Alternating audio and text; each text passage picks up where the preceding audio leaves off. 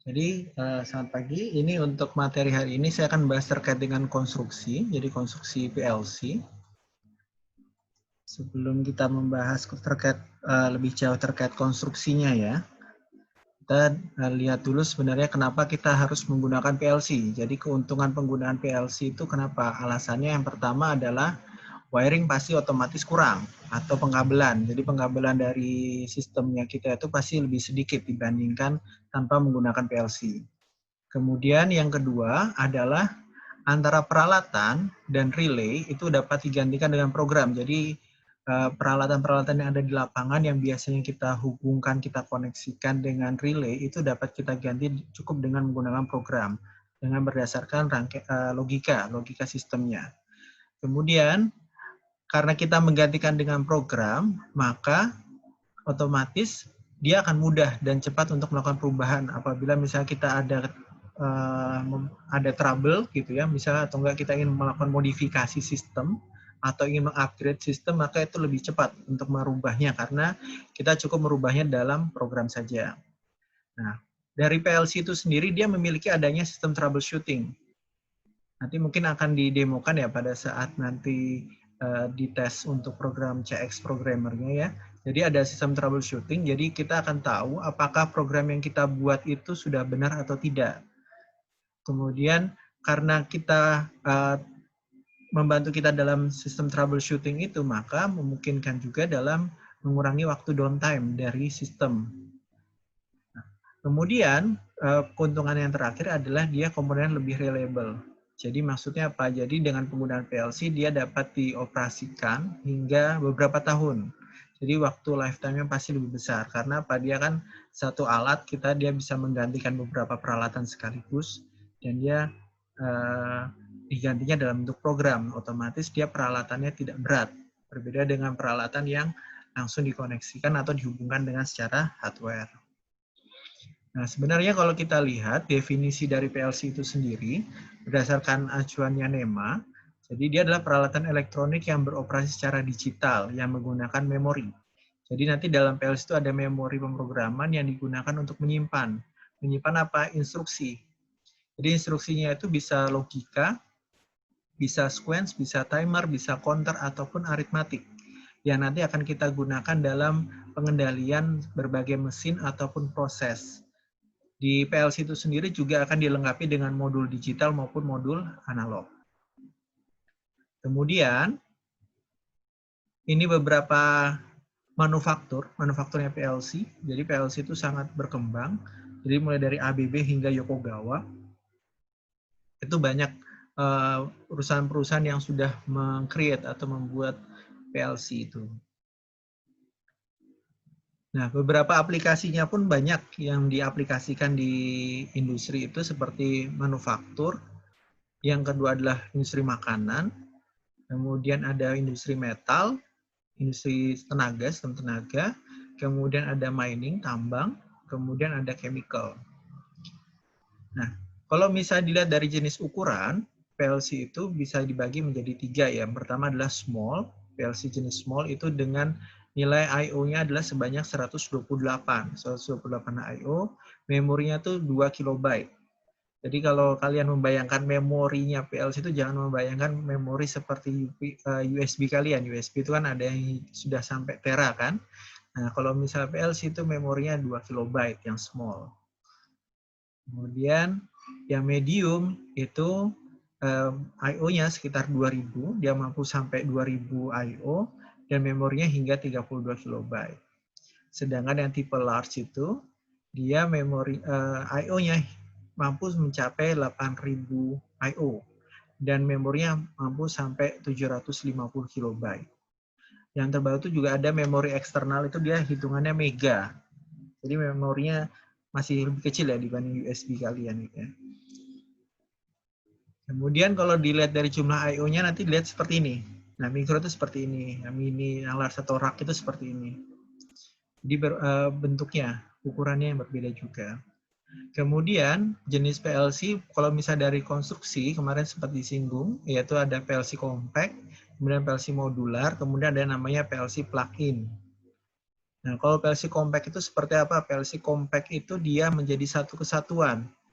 Ada CPU-nya, kemudian ada I/O-nya di sini. Itu menjadi satu kesatuan dengan kapasitas memori otomatis lebih terbatas dibandingkan dengan yang lain. Nah, kalau contohnya PLC compact ini kan ilustrasi gambar.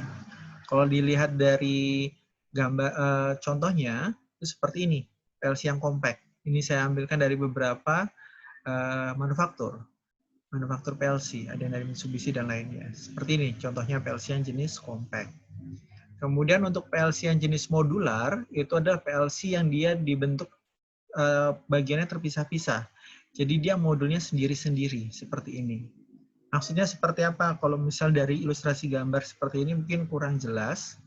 Jadi kita lihat dalam bentuk aslinya. Aslinya seperti ini. Jadi dia terpisah-pisah antara modul-modulnya. Apakah dari CPU-nya terpisah, kemudian power supply, kemudian ada komunikasi Ethernet, komunikasi modulnya, ada digital input, digital output, analog input maupun analog output, dia terpisah-pisah. Jadi kalau misalnya kalian ingin mengextend dan ingin menambah jumlah I/O di dalamnya itu lebih mudah untuk PLC jenis modular. Tinggal membeli cukup modulnya saja yang dibutuhkan. Misalnya modul digital input ya berarti menambahkan ataupun membeli modul digital input kemudian tinggal ditambahkan ke dalam sistem. Itu keuntungan dengan menggunakan PLC jenis modular. Kemudian PLC yang selanjutnya adalah plug-in. Jadi kita ada card-nya, kita tinggal masukkan saja sebenarnya. PLC dalam bentuk card seperti ini. Ini yang dikatakan PLC jenis plug-in. Kemudian, ini contohnya ya dari PLC yang modul yang tadi, yang modular, saya ambilkan yang analog input. Jadi dia isinya seperti ini, secara garis besar, gambarannya. Sendiri seperti ini. Di dalamnya apa? Di dalamnya itu terminal seperti ini. Nanti untuk detailnya kenapa bentuknya seperti ini ya, kebutuhannya nanti akan saya jelaskan pada saat membahas terkait dengan input. Kemudian saya lanjutkan, ini contohnya, contoh produk PLC lainnya. Ada yang bentuknya smart relay seperti ini, produk Omron, ada yang tipe rack seperti ini, yang punyanya Allen Bradley. Kemudian untuk hardware, ini baru kita masuk ke hardware. Jadi PLC itu ada beberapa komponen, yang pertama adalah CPU, kemudian ada perangkat pemrograman, memori, ada power supply, sistem I/O, dan ada komunikasinya. Jadi dia tuh menjadi satu kesatuan peralatan seperti ini. Ini contoh yang ada di dalam PLC itu seperti ini, contoh lengkapnya ya. Jadi dia ada modul, ada power supply-nya, ada komunikasi, ada CPU, ada memori, ada I/O. Nah, kalau misal kita lihat di dalam CPU sendiri itu ada apa? Di dalam CPU itu sendiri ada 3 komponen, yaitu power supply-nya sendiri, ada prosesornya, dan ada memori. Nah, kalau misal kita coba lihat, kalian nanti akan menghubungkannya seperti apa. Jadi menghubungkannya adalah peralatan kalian yang ada di lapangan itu akan dihubungkan ke terminal input, kemudian akan diproses, kemudian akan dikeluarkan ke dalam outputnya. Atau seperti ini. Jadi pada CPU itu dia akan membaca koneksi apa saja yang sudah kalian hubungkan ke dalam terminal input. Kemudian dia akan mengeksekusi program yang sudah kalian buat di dalam CPU tersebut. Nah, setelah kalian menyelesaikan, setelah PLC menyelesaikan program itu, baru dia akan mengupdate nilai keluaran, sehingga dia akan muncul untuk mengaktifkan keluaran yang sudah kalian hubungkan. Itu prinsip kerjanya. Nah, di dalamnya seperti apa? Jadi misalnya seperti ini, kalian menghubungkan ke limit switch atau bisa menghubungkan ke push button seperti ini. Limit switch itu bisa dihubungkan secara normally open, terbuka seperti ini, atau dia dalam bentuk normally close. Baru nanti dia di dalam PLC itu sendiri, terminalnya ini akan dihubungkan ke dalam prosesor seperti ini. Prosesor di sini dia akan memberikan perintah. Ini program yang sudah kalian buat. Setelah dia dieksekusi, baru dia dihubungkan ke keluaran. Entah ke motor, atau ke coil, atau dia ke lampu indikator. Itu nanti tergantung kebutuhan kalian, ingin menghubungkannya kemana. Sekarang kita lihat, ini slide saya yang lain yang saya gabungkan. Jadi kalau misalnya dilihat itu, Di dalam memorinya sendiri itu ada dua, yaitu memori yang namanya ROM, read only, ada namanya read access. Mungkin kalian sudah agak familiar ya dengan istilah ROM dan RAM. Di mana kalau CPU yang tadi secara detailnya itu jadinya penjelasan seperti ini. Jadi dia untuk mengendalikan, memonitoring seluruh operasi yang ada di dalam PLC, dan dia juga digunakan untuk menjalankan program yang sudah kalian buat, yang kalian simpan di dalam memori. Nah, CPU ini sendiri itu pasti nanti dia komunikasinya secara internal, karena dia sudah tertanam di dalam sistemnya. Berbeda nanti kalau misalnya CPU-nya itu yang tipe modular, dia akan dikoneksikannya itu dari belakang, bisa dari belakang, karena dia biasanya diberikan terminal untuk menghubungkan. Kemudian kalau memori itu dia nanti ada namanya read only, ada namanya random access memory. Jadi kalau namanya RAM, random access memory, itu adalah memori yang bisa ditulis dan dibaca. Jadi memori yang kalian buat itu, program yang nanti akan kalian buat pada saat di-download ke dalam PLC itu akan disimpan di dalam RAM-nya. Tetapi di dalam PLC itu sendiri kan ada instruksi-instruksinya seperti perintah fungsi timer, fungsi counter, kemudian ada fungsi diferensial, fungsi aritmatik. Itu kan instruksi yang sudah ada di dalam PLC. Itu dia tersimpannya di ROM-nya, di read only. Sedangkan kalau misalnya yang program yang nanti kalian buat, itu akan disimpannya dalam RAM. I/O-nya itu sendiri secara detail itu bisa dalam bentuk switch maupun sensor ataupun timer, sedangkan keluarannya bisa dalam bentuk lampu ataupun motor maupun solenoid. Contohnya seperti ini. Jadi yang kalian bisa menghubungkan itu dalam bentuk misalnya push button ataupun limit switch. Nah, kalau push button dan limit switch ini kan dia hanya memiliki dua kondisi. Pada saat kalian tekan dia on, pada saat kalian lepas dia off. Nah, kalau seperti itu berarti dia akan dikoneksikan atau dihubungkan ke masukan digital. Karena digital input berarti dia hanya memiliki dua kondisi, yaitu kondisi on dan kondisi off. Nyala atau mati. Benar atau salah, itu digital. Sedangkan kalau misalnya masukannya berupa analog, berarti dia dalam suatu rentangan nilai. Contohnya seperti ini, kalian ingin mengukur kecepatan, sensor kecepatan. Nah, kalau sensor kecepatan berarti kan kalian membacanya dalam suatu rentangan nilai, misalnya dalam rentangan 4-20 mA yang akan dikirimkan ataupun dihubungkan ke analog input. Itu adalah contoh analog inputnya. Nah, kalau misalnya ini salah, ini output. Jadi untuk outputnya itu kalian dalam bentuk apa? Bisa dalam bentuk motor. Motornya itu seperti apa? Perintah. Jadi perintah, kalian tekan tombol start. Tombol startnya itu dihubungkan ke dalam PLC, baru dalam programnya PLC, dia diolah. Olahnya seperti apa? Maksudnya seperti ini. Untuk motor itu supaya bisa berjalan, maka dia butuhnya syaratnya apa saja selain tombol start kalian. Misal untuk proteksi sistem kalian. Misalnya, kalau misalnya motor itu jalan, itu nanti kalau misalnya ada orang yang bekerja, apakah orang itu aman atau tidak? Misalnya seperti itu. Jadi kalian caranya adalah misalnya setelah tombol start ditekan, kemudian dia harus nyalakan siren dulu.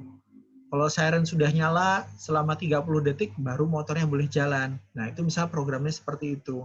Nah, berarti nanti motor ini baru akan aktif pada saat dia terhubung oleh output, dia akan baru aktif setelah program yang tadi kalian create tadi itu sudah berjalan. Baru itu boleh aktif motornya. Begitu juga lampu. Kalau misalnya lampunya misalnya seperti ini, kalian memiliki beberapa saklar. Nah, lampu itu boleh nyala apabila 3 saklar kalian sudah kalian nyalakan semua. Nah, berarti kan pada saat saklar pertama kalian nyalakan, saklar kedua, ketiga tidak kalian nyalakan, lampu di sini tidak akan jalan. Karena dia diperintah di dalam programnya, dia baru boleh jalan setelah menunggu 3 saklar dinyalakan. Itu contohnya. Contoh lainnya seperti ini ilustrasinya. Nah, jadi bentuknya seperti apa pada saat kalian mengkoneksikan atau menghubungkan? Jadi pada saat kalian menghubungkan, jadi push button yang kalian hubungkan, nanti yang di bagian positifnya dia, itu kalian bisa hubungkan ke bagian positif dari power supply. Baru negatifnya kalian hubungkan ke terminal. Terminal ini, dia ini kan terhubung di fasa ya. Ini bagian positifnya. Nah, negatifnya di COM. Berarti apa? Nanti power supply ini akan mengalir melewati push button. Terus terhubung ke di sini, terminal input. Terminal input baru dia akan terbaca di programnya bahwa ada sinyal yang masuk dari terminal 0. Nah, baru negatifnya akan keluar melewati COM, baru kembali ke negatif power supply. Begitu juga pada saat kalian mengaktifkan temperature switch. Jadi dari power supply, positifnya, nilai tegangan positifnya akan masuk, mengalir melewati temperature switch, baru masuk ke dalam terminal nomor 1, baru di dalam terminal nomor 1 di sana, dia akan terbaca di dalam program, di dalam CPU-nya bahwa ada supply masuk di terminal 1, berarti terminal 1 sudah on. Nah, baru nanti negatifnya akan dihubungkan ke COM, baru kembali ke power supply. Nah, dengan cara ini kalian bisa menghubungkan ke semua terminal dengan menggunakan satu COM saja. Jadi tanpa kalian bingung menghubungkan berapa negatif yang harus dihubungkan. Karena ini sudah terhubung menjadi satu. Nah, kalau misalnya di keluaran itu juga sama. Dia akan terhubung ke dalam satu COM. Kalau masuknya terhubung dalam satu COM seperti apa? Berarti nanti gini, supply-nya itu dari sini, dari PLC. Supply-nya bisa dari sini. Jadi kita buatkan supply sendiri. Kenapa kok ada power supply dari luar? Karena I/O-nya di sini tipenya adalah relay. Relay itu dia tipenya adalah dia hanya buka dan tutup. Jadi buka tutup itu kalian tetap harus mengalirkan energi di sini. Makanya kenapa dia diberikan power supply dari luar. Jadi dia ini sistemnya hanya buka tutup. Jadi kalau misalnya buka tutup, berarti kalian tidak bisa menghubungkan menghubungkan relay seperti itu, terus kalian berharap langsung jalan. Gitu. Tidak bisa, berarti kalian harus menambahkan power supply di dalamnya. Seperti itu.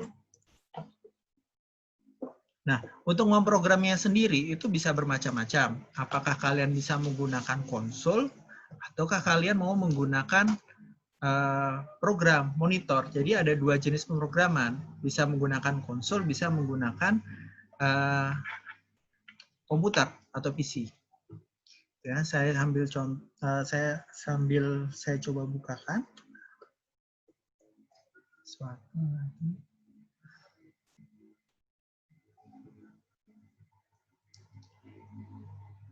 Nanti saya jelaskan kembali yang terkait dengan I/O sambil menunggu program saya buka.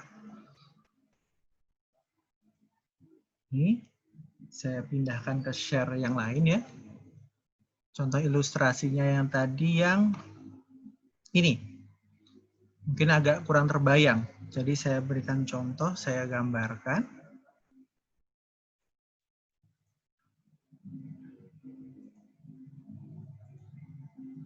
Jadi seperti ini, maksudnya seperti ini. Jadi kalau misalnya dia itu ada supply gitu ya. Misalnya kalian punya power supply di sini. Ada power supply gitu. Ada power supply plus minus gitu kan. Nah, terus kalian hubungkan kemana? Ke push button. Ini push button yang kalian buat, yang kalian hubungkan bagian positif negatifnya. Terus bagian positifnya kalian hubungkan ke terminal. Di sini terminal. Terminal gitu. Ini terminal nomor 0. Ya. Ini COM-nya. Di sini COM-nya. Nah, di dalam ini kan dia negatifnya akan dihubungkan ke bagian COM. Nah, kenapa kita membutuhkan power supply ini? Karena apa? Karena di sini itu dia isinya ini. Nah, seperti ini. Jadi isinya adalah suatu auxiliary dari relay. Maksudnya apa? Jadi gini, pada saat power supply ini aktif, mengalir ke sini, nanti di sini kan dia akan mengalir. Nah, di sini akan ada, dia akan ada seperti lampu. Nanti lampunya dia akan menyala.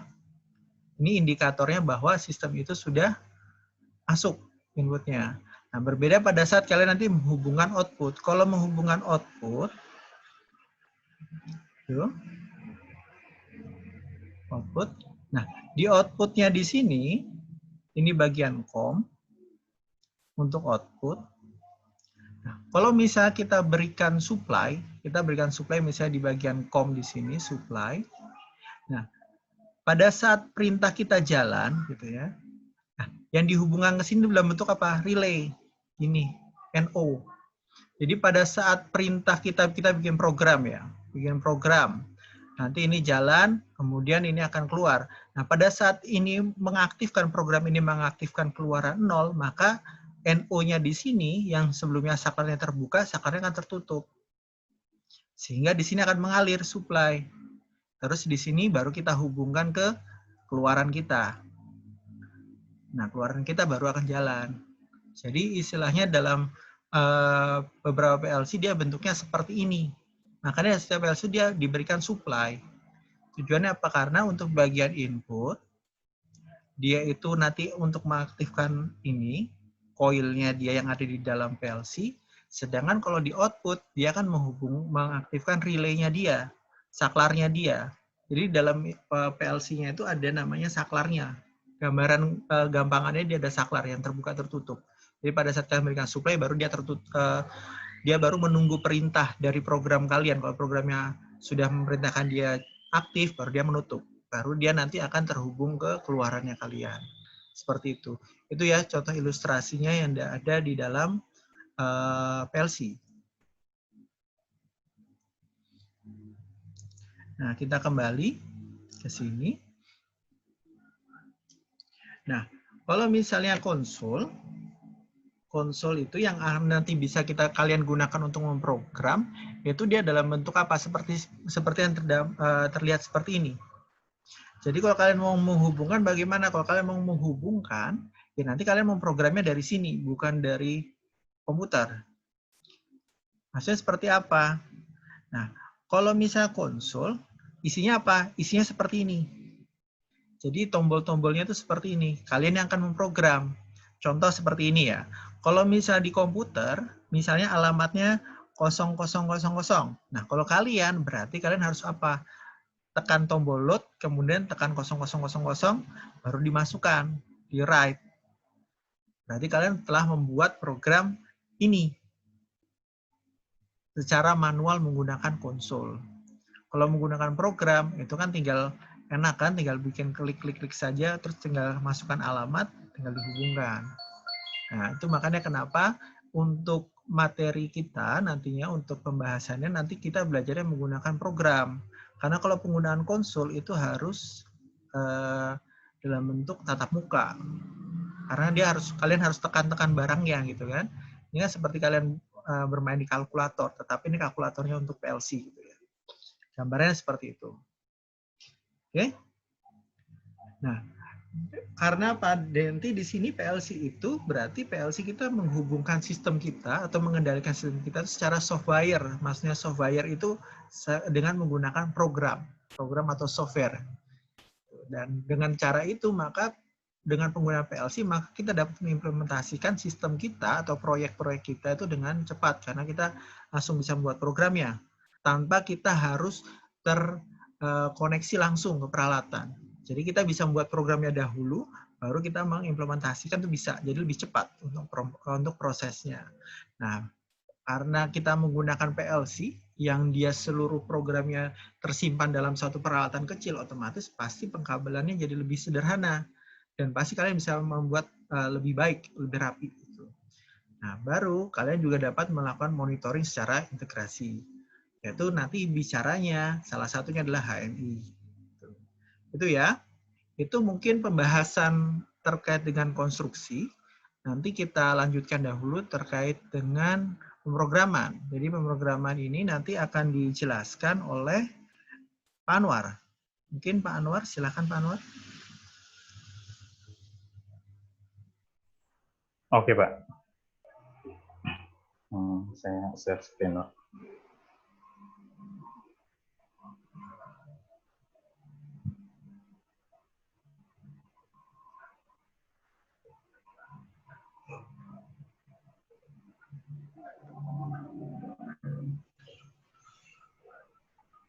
Ya, sudah masuk ya ini share screen-nya.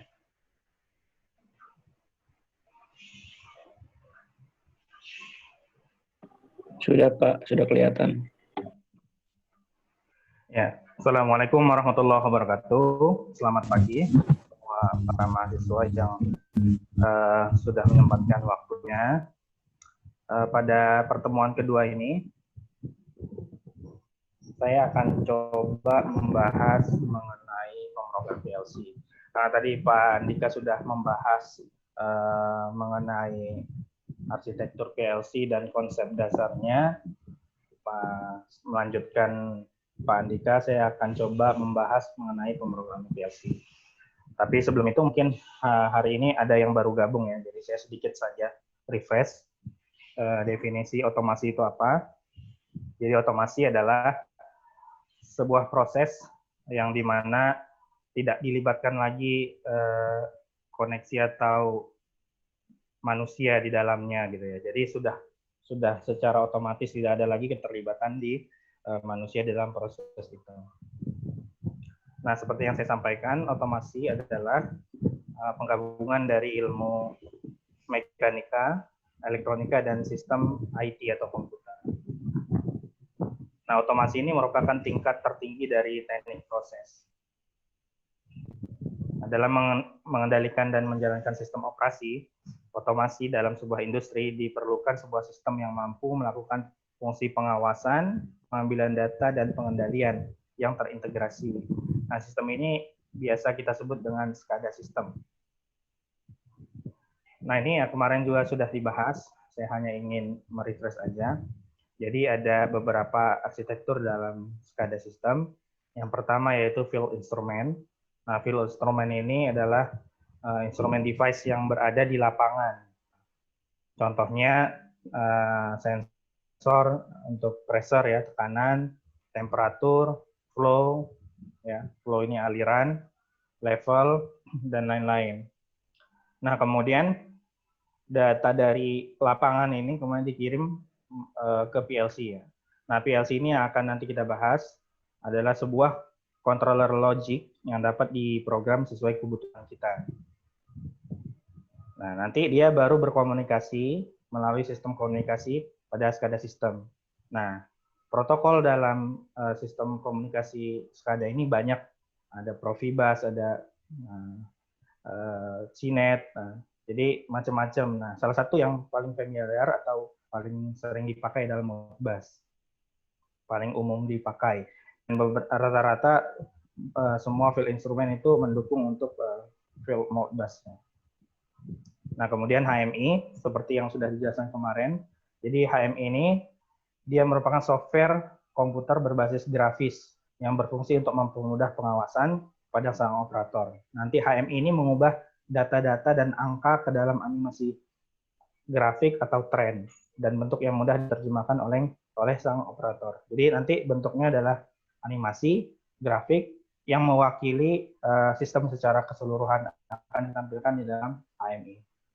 Nah, itu refresh sedikit tentang pertemuan yang kemarin. Nanti kita berharap akan membahas PLC, dan nanti di pertemuan-pertemuan selanjutnya kita akan memperkenalkan apa itu HMI. Nah, langsung masuk di dalam pemrograman PLC. Nah, kita pada kesempatan kuliah kali ini kita menggunakan CX Programmer ya. CX Programmer ini adalah software memprogram PLC dengan merek Omron. Nah, kita akan coba nanti fokus dengan PLC Omron tipe CP1L. Kenapa CP1L? Karena nanti dia yang akan bisa berkoneksi dengan CX Designer, ya, simulasi di CX Designer. Karena pertemuan kita online, maka saya memilih menggunakan CP1L. Nah, ini bentuk fisik dari PLC Omron CP1L, kurang lebih seperti ini. Tadi juga sudah dijelaskan Pak Andika ya, tipe-tipe PLC itu apa aja, kemudian inputnya, wiring input dan output juga sudah dijelaskan, bahkan sampai juga di memori. Nah, ini hanya merefresh juga nih, teman-teman biar tahu. Jadi kurang lebih seperti ini. Ini fisiknya. Nah, di sini bisa kita lihat nih, ini terminal input, ini terminal output. Kemudian di sini ada baterai. Nah, kenapa kita butuh baterai? Karena ada satu atau beberapa memori di dalam PLC yang ketika catu daya atau power supply ini terputus, nah data itu bisa aja hilang. Nah, maka itu diperlukan energi backup ya untuk menjaga si memori itu seperti RAM seperti itu ya. Nah, itu membutuhkan baterai. Nah, di sini dia. Baterai, kemudian di sini ada peripheral USB port. Nah, jadi nanti kita saat memprogram PLC, kita memasukkan programnya atau mendownload ya programnya dari sini. Ya, kemudian di sini ada option board ya, slot 1, slot 2. Nah, ini gunanya apa? Jadi kalau PLC Omron itu setiap PLC itu beda-beda ya. Nah, karena kita berbicara PLC Omron, jadi PLC Omron itu saat kita beli PLC Omron dia masih kayak gini kosong. Ini kosong, ini kosong. Jadi kalau kita mau membeli misalkan Ethernet modul, nah nanti dipasangnya di sini. Atau kita mau menggunakan serial komunikasi, misalkan RS485, RS232, itu menggunakannya di sini juga. Nah, di sini apa nih? Ini expansion unit. Expansion unit itu, jadi kalau PLC ini nanti jatuhnya modular ya. Jadi kalau kita mau nambahkan, misalkan jumlah I/O-nya di sebelahnya, kita menggunakan koneksi di expansion unit ini. Nah, ini tampilan dari CX Programmer software. Kemarin saya sudah menaruh link ya untuk mendownload CX Programmer. Kita menggunakan versi 9.6. Nah, harapannya mudah-mudahan teman-teman sudah bisa ini ya, sudah bisa install CX Programmer supaya nanti setelah mata kuliah ini harapannya bisa latihan sendiri ya. Nah, di sini kita lihat ada menu bar. Kalau yang di atas ini disebut dengan menu bar. Di sini ada file, edit, view, insert, PLC, program, simulation, tools, window, help. Ya. Nah, ini disebut dengan menu bar. Nah, kemudian di sini ada instruksi ya, atau saat kita mau membuat program itu di sini ada nih, ada NO, ada NC ya, ada OR diagram, ada coil atau output. Nah, di sini ada wiring. Terus di sini juga ada instruksi ya untuk memanggil fungsi seperti timer, counter dan lain-lain ya. Nah, terus di sini ada project tree ya, atau bahasanya apa ya, untuk melihat project kita ya, pohon project yang sudah kita buat itu di sini nih, melihatnya ya. Dari memori programnya ya, function block kalau kita nanti menggunakan function block. Nah, ini yang apa namanya disebut dengan workspace atau halaman utama program. Jadi nanti kita membuat programnya di sini, ladder diagramnya. Oke, karena tadi saya berjanji akan membahas tentang program. Nah, ini jadi apa aja sih dasar-dasar dalam memprogram PLC? Nah, logika dasarnya itu macam-macam ya, ada AND, namanya ada OR. Kita coba bahas satu persatu ya. Kita mulai dari AND. Nah, ini AND adalah si output ini akan hidup atau kondisi 1 atau on ketika input 1 dan input 2 dalam keadaan 1 atau on atau menyala. Jadi kalau saat input 1 dan input 2 menyala, baru output akan menyala. Tapi kalau salah satu aja input ini off atau 0, maka output juga akan mati atau off. Nah, kemudian ini logika OR. Jadi logika OR itu dari artinya aja atau ya. Jadi satu saja input yang hidup itu bisa menghidupkan atau mengaktifkan si output. Misalkan input 1 yang hidup, output akan menyala juga. Nah, input 2 yang hidup, ya output juga akan menyala. Atau dua-duanya hidup, ya output juga akan hidup. Itu logika OR. Kemudian di sini ada namanya rangkaian pengunci atau self-holding. Nah, ini yang paling umum digunakan dalam pemrograman PLC.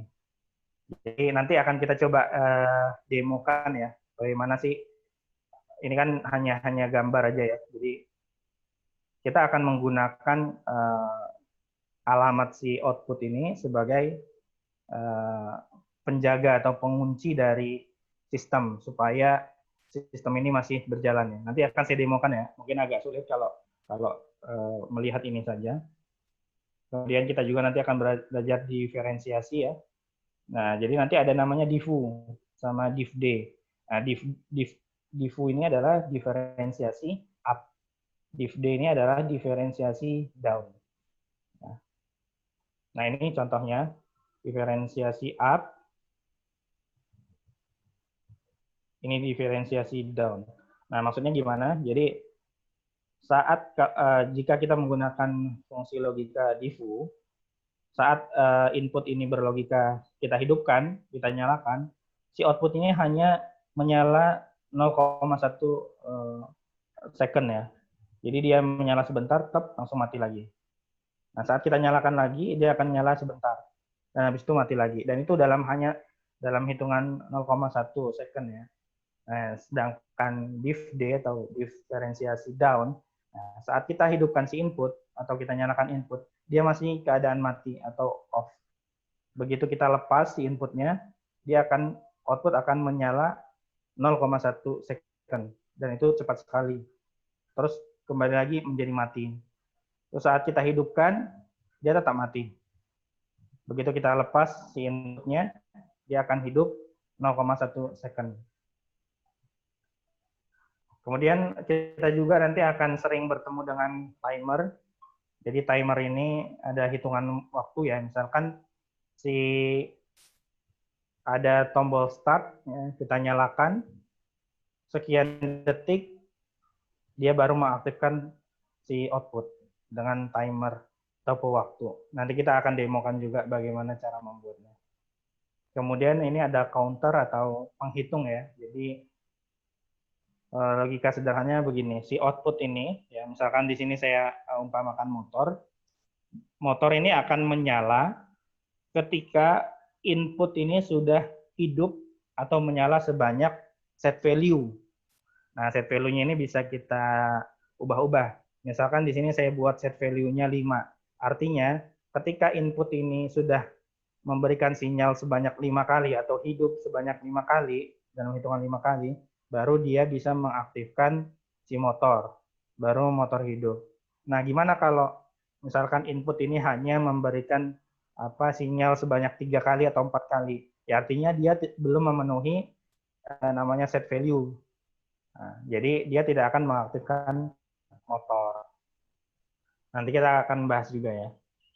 Nah, mungkin itu dulu pembahasan materi dari saya. Kita akan coba nanti demokan ya, bagaimana sih logika AND, logika OR bekerja.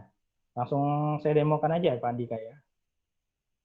Iya Pak, dicoba didemokan saja Pak, biar mahasiswanya tahu Pak cara penggunaannya. Ya, ini contohnya begini ya, yang sudah ada programnya nanti bisa dicoba juga. Jadi di workspace ini atau halaman utama program, kita misalkan mau buat logika AND dulu ya. Jadi kita ambil di sini new kontak, ini normally open. Maaf Nah Pak, kalau ya mungkin dicoba dari ini dulu Pak, pada saat pemilihan PLC di awal itu Pak. Oh gitu ya. Iya, Oke. Karena kan biar tahu juga Pak, mereka memilihnya seperti apa. Oke. Jadi kita buka cek programmernya. Nah, nanti di link yang sudah saya masukkan itu ada cek programmer, ya. Ada juga cek designer. Nah, cek programmer ini untuk memprogram si PLC, sedangkan cek designer ini untuk memprogram HMI-nya. Nah, karena kita fokus untuk PLC, jadi kita buka cek programmer. Nah, akan muncul tampilan pertama seperti ini ya. Nah, terus kita pilih file, new, atau bisa langsung ke icon ini ya. Nah, di sini kita tulis device name kita, misalkan saya nulis kuliah otomasi ya. Misalkan di sini terserah teman-teman, misalkan di sistem misalkan cooling water pump atau apa sistemnya seperti apa namanya. Terus ini bebas aja lah ya, nggak ada aturan baku. Kemudian device type ya, tipe device-nya kita bisa pilih. Nah ini macam-macam nih. Jadi si CX Programmer ini bisa mengakomodasi beberapa tipe PLC Omron. Nah karena kita menggunakan CP1L, kita cari yang CP1L. CP1L. Nah, network type-nya ini kita bisa menggunakan USB atau umumnya USB atau Ethernet. Nah, kita boleh pilih USB. Nah, komentarnya terserah, misalkan sistem ini apa, sistem ini bla bla bla. Bisa teman-teman tulis sendiri ya. Kemudian oke. Oh, sorry. Oh ya, ini jadi tidak boleh ada spasi. Jadi tiap-tiap PLC beda-beda aturannya. Nah, bisa kita pakai underscore. Oke. Nah, ini tampilan pertamanya. Nah, di sini kan bisa kita lihat nih, program name, new program 1. Section name, section 1. Nah, ini bisa kita ubah. Di sini misalkan saya ubah, apa namanya, di sini ya, rename, misalkan otomasi. Nah, di section 1 itu atau subnya lah ya, itu bisa kita ubah juga dengan nama misalkan OR. And OR. Nah, gitu ya. Jadi nama programnya udah kita ubah. Terus kita mau coba buat logika AND dan logika OR. Nah, yang pertama kita buat logika AND aja dulu. Jadi logika AND adalah kita butuh dua input, kita ambil dengan normally open. Ini yang pertama. Nah, jadi di PLC Omron itu ketika kita memanggil satu fungsi gini, satu blok gini, dia yang diminta pertama adalah address-nya, addressing. Nah, nanti kita juga jelaskan ya addressing-nya ya. Jadi ada beberapa PLC yang dia diminta pertama komentarnya dulu. Ini deskripsinya ini apa, baru addressing. Nah, kalau Omron ini dia minta addressing dulu baru komentar. Nah, addressing untuk input itu kita menggunakan 0.00 ya. Nah, baru komentar atau ini normally open ini milik apa gitu. Misalkan saya tulis input 1 ya, input 1 ya. Oke. Nah, di sini input 1. Nah, kita butuh input kedua dengan sama normally open ya. Dengan address-nya 0.01. Nah, 0.00 itu artinya ada di word 0 bit 0. Nah, ini artinya word 0 bit 1. Jadi setelah bit 0 kita menggunakan alamat selanjutnya yaitu bit 1. Ya mungkin yang sudah punya basic programming PLC lebih mudah ya. Tapi nanti yang belum punya basic nggak apa-apa. Ini ikuti aja dulu ini, nanti akan tahu lambat laun ya. Pelan-pelan kita belajar pelan-pelan. Oke. Nah, komentarnya input 2. Nah, input 1, input 2 sudah. Kita sekarang ambil coil ya. Nah, itu bisa kita taruh sini atau taruh sini nanti dia otomatis tertarik ke sini. Misalkan di sini.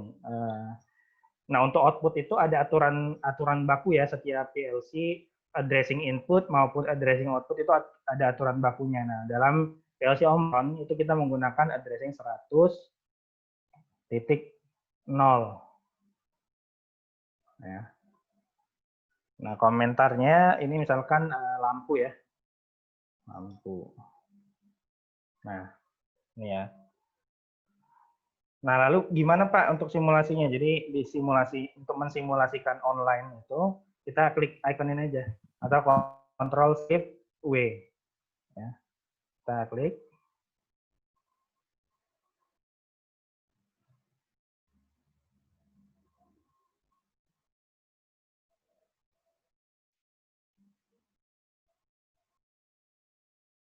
Nah, bisa kita lihat ya di sini yang hijau ini adalah arusnya, artinya arusnya baru sampai sini. Karena ini normally open, arus hanya bisa sampai sini, belum nyambung ya. Nah, ketika kita on-kan si input 1, dia nanti akan menyalurkan arus ini. Nah, caranya gimana untuk simulasi input 1 itu menyala? Bisa kita klik kanan, kemudian set on atau force on. Ya, sebenarnya sama aja. Cuma bedanya force itu adalah dia memaksa untuk hidup. Nah, kalau set bisa kita pilih set on. Ya. Nah, setelah on berarti dia baru sampai sini. Arus belum sampai ke lampu atau output. Nah, syaratnya logika N adalah dua input ini, input 1 dan input 2 ini harus berlogika 1 atau menyala. Nah, kita set on. Nah, baru lampu akan menyala. Gitu.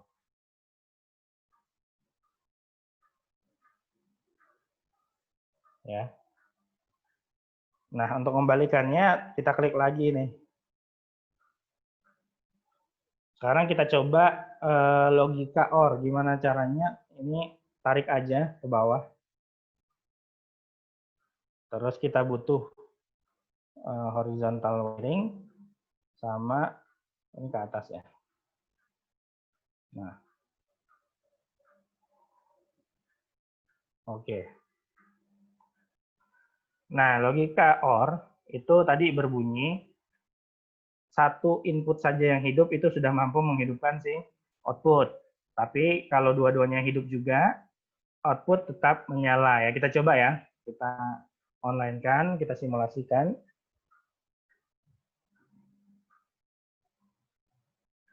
Nah, untuk ini bisa kita klik kanan untuk menghidupkan force on atau set on, atau bisa juga menggunakan shortcut ya. Jadi kontrol J kalau nggak salah ya, kita coba kontrol J. Nah, dia langsung menyala ya. Kalau input 2 juga kita hidupkan, ya dia tetap menyala. Nah, coba input 2 kita matikan dengan cara kontrol K. Ini mati. Ini juga kita matikan. Nah, baru lampu akan mati. Jadi logika OR berbunyi kalau bisa dilihat nanti di tabel kebenarannya, output ini akan menyala jika salah satu input menyala. Ya. Jadi input 1 atau 2 menyala itu sudah cukup mengaktifkan si output. Nah, itu yang logika N sama OR. Sekarang kita coba step holding ya. Saya hapus dulu.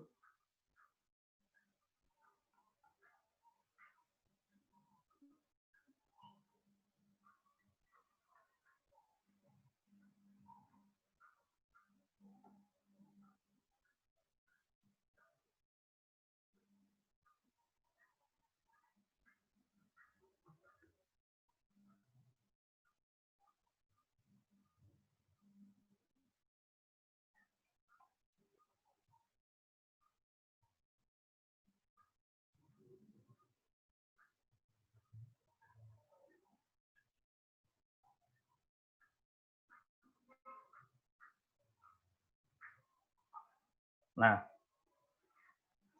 self holding atau rangkaian pengunci ya. Kita lihat di sini lagi.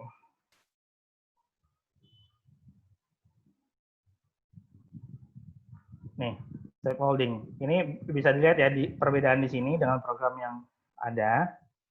Itu belum ada ini belum ada rangkaian pengunci. Baru input 1, input 2, kemudian si output. Sedangkan di materi yang saya sampaikan tadi, ini sudah ada rangkaian pengunci. Ini namanya rangkaian pengunci. Nah, fungsinya apa? Jadi gini, misalkan kita ada input 1 dan input 2. Jadi ini kita ganti aja namanya biar mudah teman-teman. Ini start.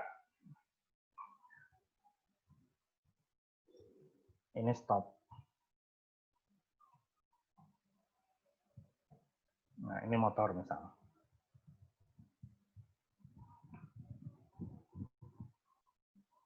Nah, misalkan gini. Kita online kan dulu. Pak, fungsi safe holding itu apa sih? Nah, rata-rata pemrograman di dalam industri itu menggunakan safe holding. Misalkan begini, Jadi di dalam input itu, di dalam industri itu, input itu kan macam-macam ya. Instrumen device itu macam-macam. Ada namanya input, momentary input namanya. Momentary input itu hanya input sementara. Artinya gini, dia memberikan sinyal atau angka hidup matinya itu cuma sebentar aja. Misalkan gini, dia mengaktifkan, kita set on, aktif. Nah, nggak lama dari itu dia mati sendiri. Nah, dengan cara begitu sistem motor ini belum berjalan dong. Atau nanti kita punya sistem yang besar di sini. Di bawah ini yang banyak. Nah, sistem yang kompleks itu syaratnya mengaktifkan ini, misalkan on system. Ya. Nah, kalau cuman seperti ini aja, tidak ada rangkaian pengunci, ketika si input ini yang disebut dengan momentary input atau input sementara itu kembali ke keadaan awal atau mati, ya sistem tidak akan jalan ya. Untuk mudahnya gini, misal ini kita hidupkan, ya. Ini dia statusnya momentary input, terus kembali lagi dia mati karena momentary input. Nah, si sistem ini akan mati, tidak ada penahannya. Nah, disitulah gunanya safe holding. Nah, gimana cara safe holding? Ya. Jadi kita memanggil si address output ini sebagai internal memory di sini. Nah, kita ambil nih. Nah, di sini address-nya si motor itu kan 100.00 ya. Berarti kita tulis di sini address-nya 100.00 ya. Oke. Ini motor. Nah, gini kurang lebih.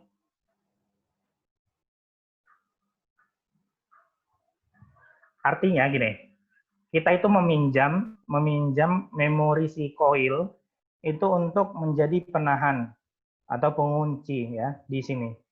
Ya, kita simulasi. Ingat ya, ini berlaku ketika untuk input momentary atau nanti berkaitan juga dengan sistem keselamatan atau safety-nya ya. Jadi safety otomasi itu juga penting ya. Misalkan gini, input start ini sudah memberikan logika 1. Tapi sebentar aja karena dia momentary input, dia akan kembali mati. Nah, ketika dia mati, si input ini mati, logika ini tetap berjalan atau sistem ini tetap berjalan, motor akan tetap hidup. Karena ketika dia memberikan arus tadi sebentar ke sini, nah hidupnya motor ini yang sebentar itu menjadi holding atau penahan di logika ini, dan dia akan memberikan arus lagi ke sini, dan ini akan terus-terusan hidup. Gitu.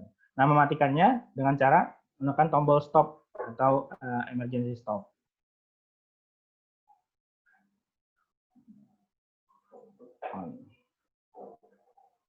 Nah, baru si motor mati. Itu fungsinya safe holding ya, jadi mengunci sistem. Jadi si startnya memberikan sinyal sebentar, ini udah aktif, dia langsung ngasih logika 1 ke sini. Dan ketika ini logika 1, ya udah ini hidup terus. Karena ini kan normally close. Harus sudah berjalan terus ke sini. Gitu. Ya, mudah-mudahan sampai sini ngerti. Ini sudah safe holding. Kemudian ada juga, ini dilanjut atau gimana Pak Andika? Bisa dilanjut Pak, tetapi ini Pak Anwar, saya minta tolong sekaligus dijelaskan terkait error atau warning itu Pak. Oh ya.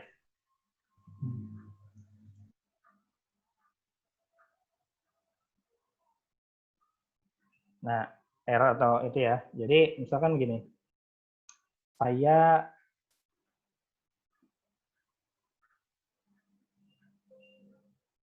menggunakan sistem ini di dua output ya. Nah, jadi PLC Omron itu contohnya begini, kalau ini belum sempurna, program yang kita buat ini belum sempurna. Misalkan ada wiring ini belum tersambung. Dari sini aja dia sudah merah ya. Ini ada indikasi merah. Coba kita online-kan. Ya. Nih, dia akan ketemu errornya. Atau nih, dia akan ketemu di sini error. Ada 2 error. Nih, errornya di mana? Di rang 0 ya di 1 0 ya. Nah, di sini kita klik. Nah, di sini dia akan menuju ke sini. Nah, di sini. Berarti ini belum tersambung.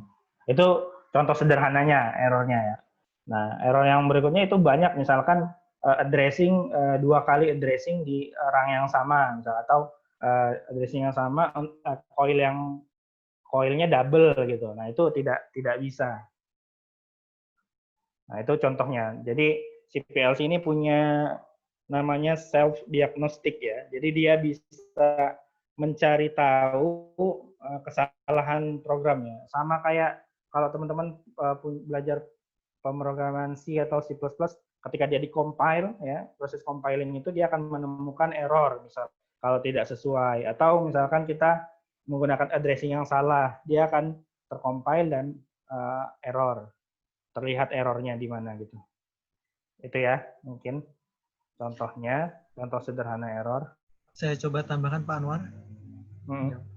Ya, jadi ini ya tambahan dari saya. Jadi kalau misalnya kenapa output itu 2 itu tidak boleh gitu ya. Kita bisa kaitkan lagi ke dari strukturnya. Karena apa? Karena terminal keluaran itu hanya satu.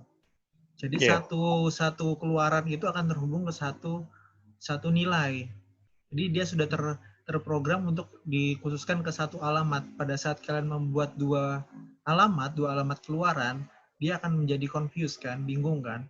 Keluaran mana yang harusnya digunakan untuk terminal keluaran itu. Makanya kenapa di dalam program PLC itu dia sudah mengunci. Keluaran itu hanya boleh satu kali. Berbeda dengan masukan. Kalau masukan itu kan dia tadi yang dari presentasi yang tadi konstruksi itu kan dia perintahnya dalam bentuk hasil ya, dalam bentuk koil ya, lampu ya. Sehingga dia kan kalau hasil mau kita pakai berapa kali tidak masalah. Tetapi kalau keluaran itu hanya boleh satu kali saja. Mungkin itu saja tambahan dari saya. Nah, ini tidak bisa ya. Oke, Pak. Makasih Pak Andi tambahannya. Kita lanjut ya ke logika apa lagi nih? Setelah ini, scaffolding sudah. Oh ya, diferensiasi ya. Nah ini diferensiasi ya. Ini contohnya kita buat di dalam program. Kita butuh 0.00. Nah, untuk fungsi itu kita pakai ini nih, yang new PLC instruction. Kita klik.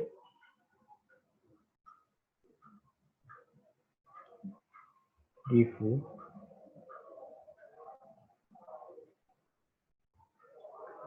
Uh, 20 ya.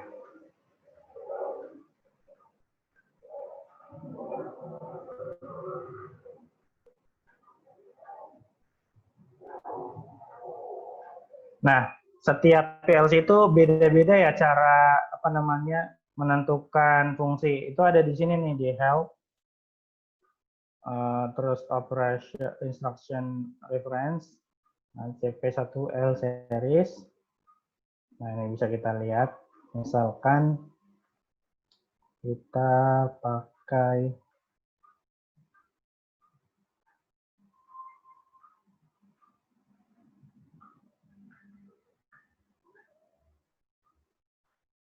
nah ini, misalkan kita counter, jadi aturan dalam memprogram itu ada di sini. Misalkan ini counter number-nya, terus di sini set value-nya, cara memprogramnya ya. Nah, angka counternya itu 0 sampai 4095 desimal, gitu-gitu ya. Jadi misalkan div D ini, divu atau div differential up ini kita menggunakan, saya kadang agak lupa ini ya. Div ya, div 20 ya. Sorry. Div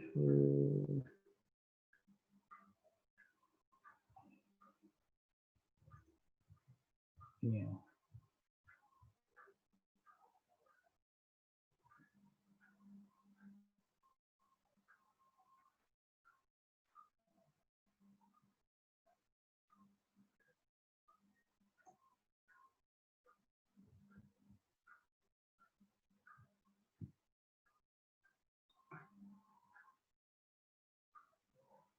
Sorry. Jadi Divu ini ada dua cara ya. Pertama seperti di sini nih, kita menggunakan instructional ini program atau kita menggunakan fungsi gini. Jadi misalkan kita mau menghidupkan motor ya, kita ambil outputnya motor ini 100.00 ya. Oke, motor misalkan.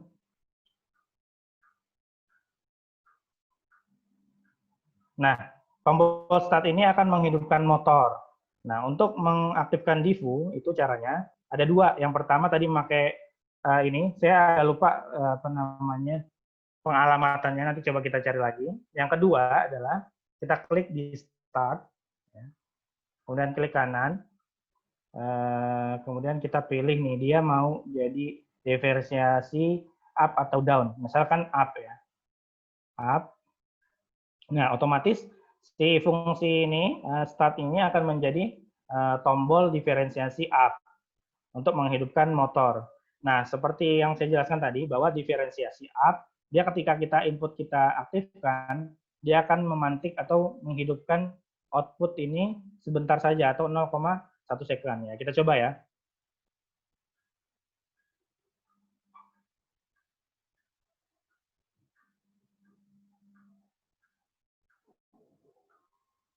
Nah, saya coba di sini saya hidupkan Ctrl J. Nah, si motor tetap nggak hidup ya. Kenapa? Karena si start ini hanya memantik atau menghidupkan si motor atau output ini 0,1 second. Jadi nggak terlihat oleh mata kita. Gimana caranya? Kita butuh rangkaian pengunci. Karena tadi udah belajar rangkaian pengunci ya, kita ambil alamat si motor 100.00 ya, motor. Oke, kita tarik garis ini. Nah, kita aktifkan lagi.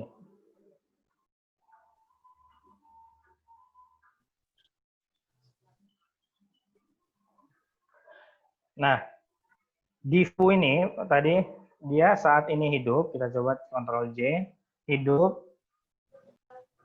Meskipun dia balik lagi, dia sudah hidup sesaat ya. Ini coba kita lihat ya. Nah, ini kan dia cuma hidup sesaat. Nah, karena si motor ini sudah aktif, dia akan mengunci di sini. Motor mengunci. Nah, dengan rangkaian pengunci ini, dia bisa mengaktifkan secara keseluruhan si motor ini ya. Jadi kalau tadi tanpa rangkaian pengunci, saat si start ini hidup, itu cuma menghidupkan 0,1 second. Jadi kita nggak bisa melihat secara kasat mata kita.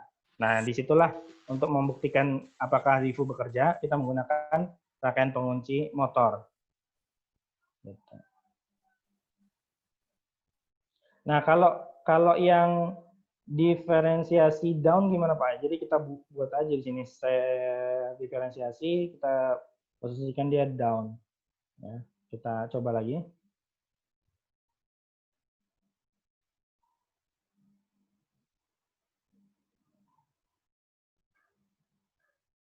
Nah, kita hidupkan. Nah, saat dia hidup, si ini sudah kita hidupkan ya, Ctrl J. Ini hidup, motor masih mati. Karena kan di sini begitu. Div D. Saat kita hidupkan, ini input kita hidupkan, motor masih mati. Nah, saat kita lepas, dia langsung hidup sebentar. Nah, kita lepas ya. Coba kita lepas. Nah, dia hidup. Nah, hidupnya dia sebentar ini, si motor ini, menjadi rangkaian pengunci di sini. Jadi dia hidup terus-menerus. Nah, ini untuk membuktikan apakah berjalan atau enggak. Itu diferensiasi, terus timer, sama counter ya. Nah, untuk timer itu nanti kita bisa nyeting di set value ini namanya. Set value 50. Nah, 50 ini akan kita kali dengan 100 milisecond karena aturan mainnya di PLC Omron seperti itu nih. Misalkan gini. Kita buat lagi untuk timer ya.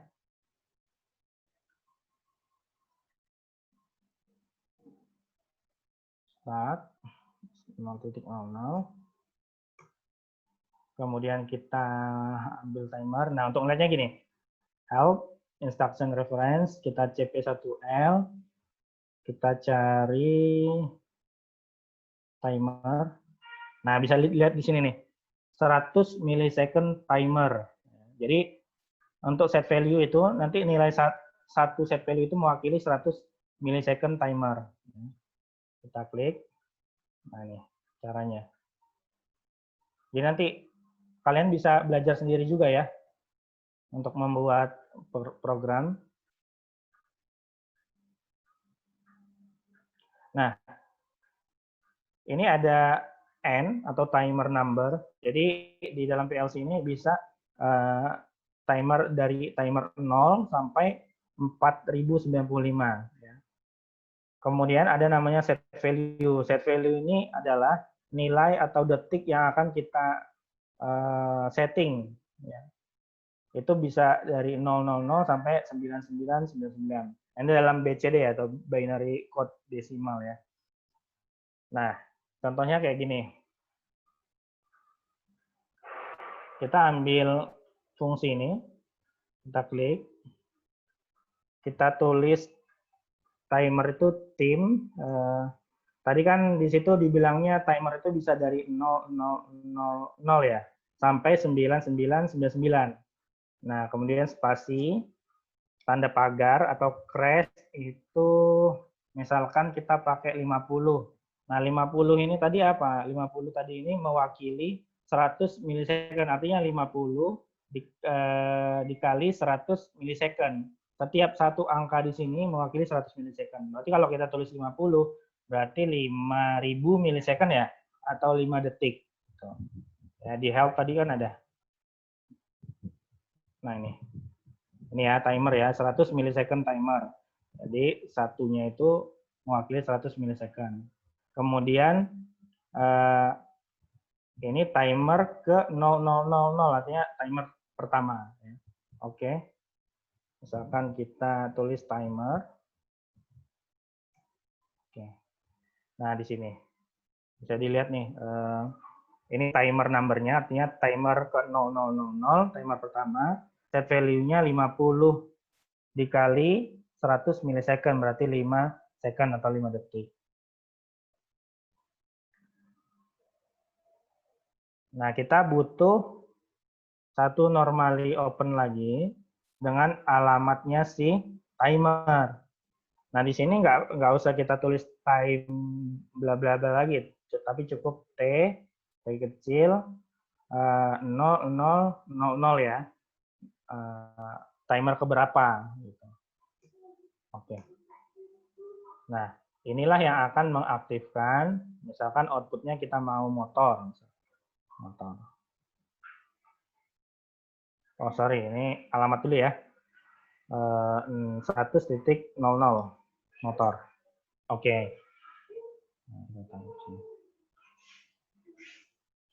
Nah, udah jadi. Jadi, saat tombol start ini kita tekan, hitungan 5 detik ini akan berjalan. Ketika sudah terpenuhi set value-nya selama 5 detik, nah, timer di sini akan aktif untuk menghidupkan si motor. Ya, kita coba simulasi.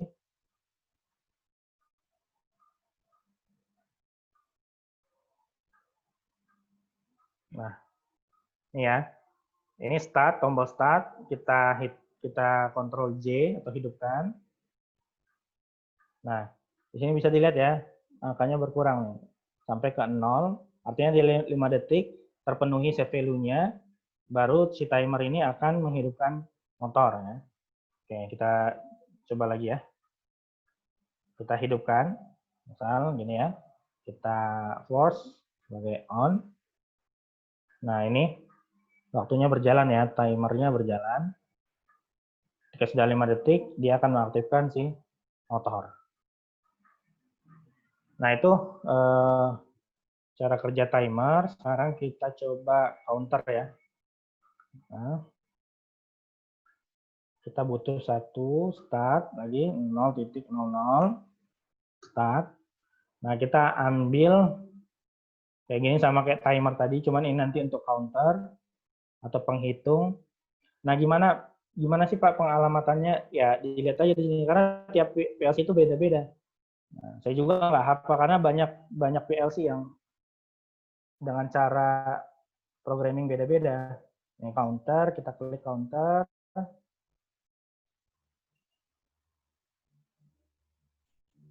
Nah, ini counter number-nya ternyata sama dengan yang tadi ya, dimulai dari 00, 00 sampai 4095 ya. Terus set value-nya. Oke, berarti hampir sama kayak yang tadi ya. Kita coba. Kalau counter itu CNT ya, counter spasi 0000. Berarti counter pertama spasi crash ya, atau tanda pagar. Nah, baru kita di tanda pagar ini menuliskan set value-nya, misalkan mau berapa? Hitungan 5 ya. Berarti saat 5 kali counter atau 5 kali input, dia baru mengaktifkan. Oke. Counter ya. Nah, kemudian di sini bisa dilihat nih, di sini ada satu garis lagi. Itu kita butuh yang namanya reset. 0.01 ya, alamat yang kedua, bit yang kedua di input reset. Nah, kita sambungkan.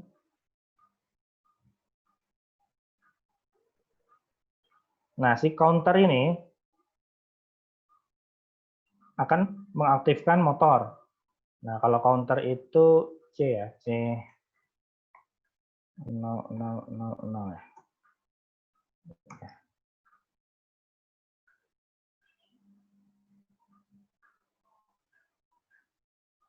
Nah, di sini kita menyalakan motor 100.00. Nah, oke. Untuk simulasi, coba kita simulasi dulu.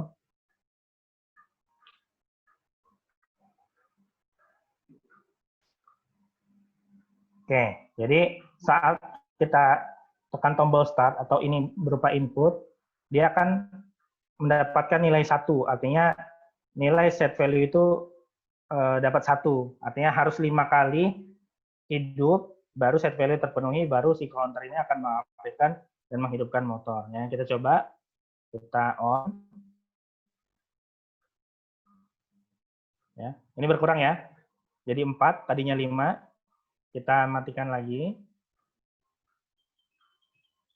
Nah, ini 4 ya di sini ya. Kita hidupkan, kita kasih input kedua, on. Nah, ini berkurang jadi 3.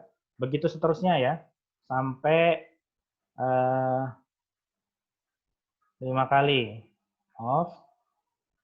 Baru mudah kita kontrol dia aja. Kontrol K, ya. Berkurang ya. Kita kasih lagi sinyal. Menjadi 1. Kita balikin lagi.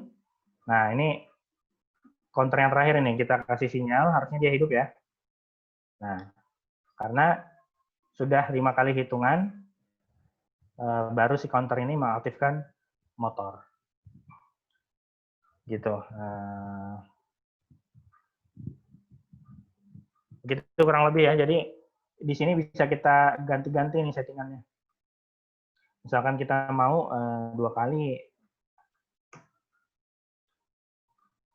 Kita coba.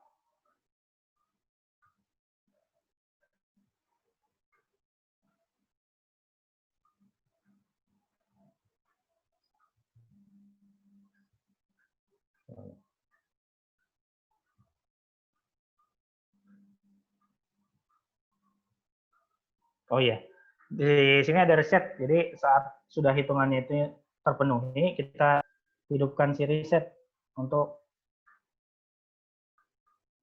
mendefaultkannya lagi kembali ke hitungan awal. Ya. Jadi misalkan ini kita setting set value-nya 2 kali ya. Kita kasih input pertama, ini sebelumnya dibalikin dulu ya. Nah, Misal nih, start kita hidupkan pertama Ctrl J, input pertama, ya, terus masukin input kedua. Nah, motor akan menyala. Jadi 2 kali kena, baru motor menyala. Nah, untuk meresetnya, kita tombol reset kita klik. Nah, gitu. Nah, apa yang terjadi Pak kalau misalkan apa namanya tombol start-nya ini belum nyampai di set value, misalkan set value-nya kita ganti ya kembali ke 5, ya, biar tahu nih. Set value-nya kita ganti 5. Nah, kita simulasinya lagi. Jadi sebelum set value ini mencapai 5, kemudian reset kita tekan, itu apa yang terjadi? Misalkan kita kasih input pertama, kan? Terus kita kasih input kedua. Oh sorry, belum di reset tadi ya.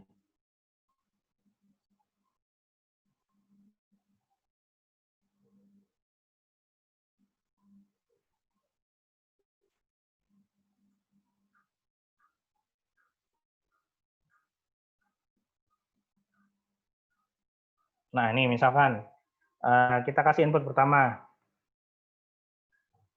kita kasih input kedua, kita kasih input ketiga. Nah, berarti kan masih ada jatah 2 kali counting lagi nih, baru bisa mengaktifkan motor. Tapi sebelum itu tombol reset sudah ditekan. Kita tekan tombol reset. Nah, apa yang terjadi? Nah, dia akan balik ke hitungan awal lagi. Jadi, pokoknya sebelum set value ini terpenuhi, ya, si motor ini nggak akan aktif. Dan saat set value ini belum dipenuhi, kemudian ditekan tombol reset, dia akan kembali ke settingan awal atau default-nya. Gitu. Itu kurang lebih tentang pemrograman dasar atau yang harus dipenuhi oleh teman-teman.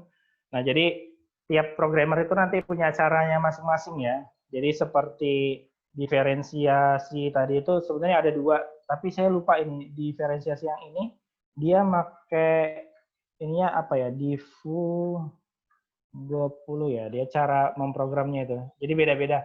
Tapi kalau mau simpel dengan cara yang tadi, dengan cara ini bisa. Langsung kita klik kanan, kita posisikan dia menjadi divu atau div D ya, diferensiasi up atau diferensiasi down. Gitu. Nah ini baru memprogram dasarnya ya, dasar-dasar logikanya, dan ini miliknya Om Ron. Nah nanti kalau yang kayak Schneider, terus Siemens, itu beda lagi cara programnya. Ini yang paling sederhana banget ini, makanya kadang saya lupa nih ini. Kalau teman-teman mau belajar bisa di help. Nah ini berlaku untuk semua program sih, untuk semua PLC. Itu nanti di help ini biasanya ada instruksinya. Instruksi gimana sih memprogramnya, terus gimana sih addressing-nya. Nah ini bisa di sini. Kalau Om Ron ini nanti dia addressing inputnya dimulai dari 0.00. Nah, 00 di belakang titik ini menyatakan, nah gini ya, saya coba ini lagi deh. Nah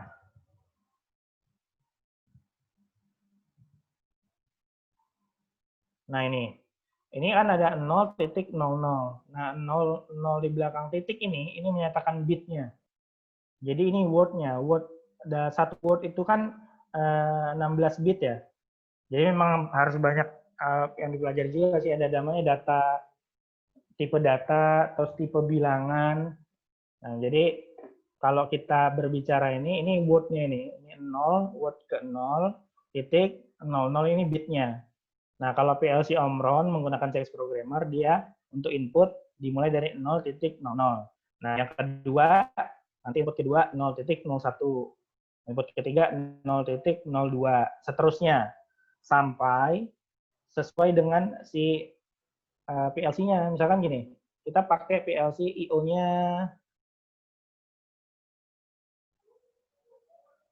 nah ini. Ini 0. Nah ini channelnya nih, word-nya nih. Jadi 0.00, 0.01, 0.02, 0.03. Nah, nanti setelah dia hitungannya sampai di 12, ini kan 11 nih. Berarti kan dia input ke 12, karena dimulai dari 0. Nah, dia akan berpindah ke channel berikutnya. Nah, ini harus diperhatikan juga saat kita memprogram PLC. Kalau untuk Omron ya, nanti Schneider, apa segala macam beda lagi.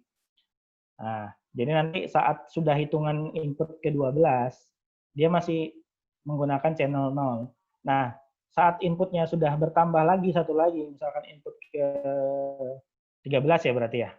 Nah, itu dimulai dari channel 1 dengan hitungan 1.00, 1.01. Nah, nanti untuk output beda lagi, dia output menggunakan hitungan 100.00 sampai 100.01 begitu selanjutnya. Terus apa namanya, counter ini tadi dia dari 00 sampai berapa tadi? 999 ya. Nah, itu. Terus ini crash-nya ini set value-nya. Nah, nanti untuk timer beda lagi. Timer ini crash-nya ini mewakili per 100 milisecond. Nah, nanti PLC yang mana lagi beda lagi gitu. Kurang lebih kayak gitulah ya cara memprogram PLC. Ini dasar-dasarnya. Nanti ada beberapa apa namanya, aplikasi yang menggunakan PLC itu mungkin jauh lebih ribet lagi dengan ini. Jadi harapannya kalian bisa belajar dasar-dasarnya dulu, mempelajari fungsi-fungsi tadi yang OR, AND, ya, shape holding, ini yang biasa sangat familiar pasti dipakai nih. Terus diferensiasi terkadang digunakan, terkadang enggak. Tapi kalau timer dan counter ini sering sangat ya dipakai. Gitu kurang lebih Pak Andika. Jika ada kekurangan saya minta maaf. Jika ada yang mau ditanyakan atau didiskusikan, dipersilakan. Ya, terima kasih Pak Anwar. Bagaimana dari kalian, ada yang ingin didiskusikan? Izin bertanya, Pak. Ya, silakan. Sebelumnya mohon maaf karena saya datang terlambat karena minim pengetahuan tentang e-learning yang digunakan, Pak ya. Izin bertanya, untuk itu kan di CX itu kan ada rangkaian counter juga. Kalau di Schneider pakai server Zelio itu ada counter komparator. Kalau di CX ini counter komparatornya itu seperti apa, Pak ya, untuk rangkaiannya sendiri? Terima kasih, Pak.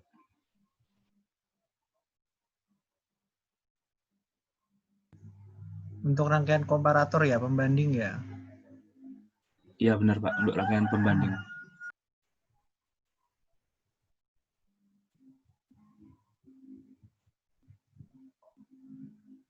Gimana Pak Anwar? Untuk rangkaian komparasi Pak? Compare. Komparasi ya. Oke, Iya, sebelum membahas komparasi, dari yang sudah dijelaskan dulu ada yang ditanyakan nggak? Karena saya takutnya gini, yang lain yang nanya udah sampai komparasi, yang lain belum mengerti yang ini gitu. Ya. Untuk yang terkait materi sampai counter, timer, counter, diferensial, ada yang ditanyakan? Pak Anwar mungkin yang tadi yang divu itu Pak, yang CX itu. Kalau dia langsung divu spasi bitnya Pak. Oh iya, saya coba ya Pak, karena ya, beda-beda ini. Iya, saya juga mengingat saya juga Pak.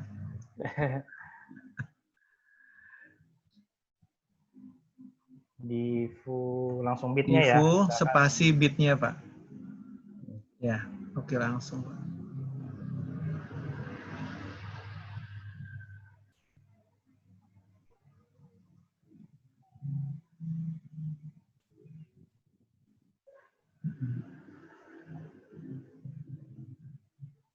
Oh iya, ini nih Pak.